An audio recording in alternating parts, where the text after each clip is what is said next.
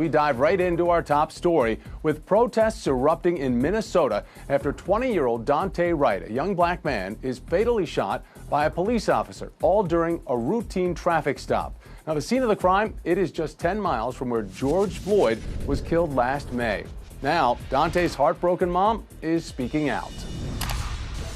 He was only 20 years old and he didn't deserve to be shot and killed like this. Daunte Wright is taking an afternoon drive with his girlfriend in the Minneapolis suburb of Brooklyn Center when he's pulled over by the police. As officers approach his vehicle, the 20-year-old calls his mother for insurance information. Said he was getting pulled over by the police.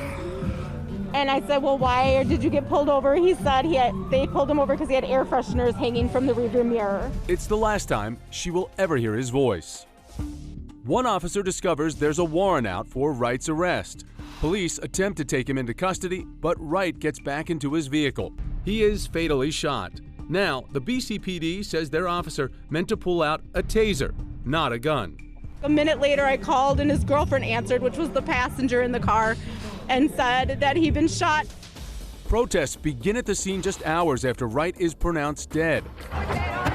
Some jumping on cop cars and smashing windshields.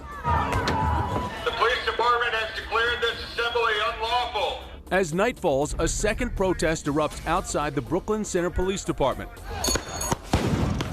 Officers deploy smoke canisters, tear gas, and rubber bullets during the clash. One protester seen here throws a bag full of garbage at the police.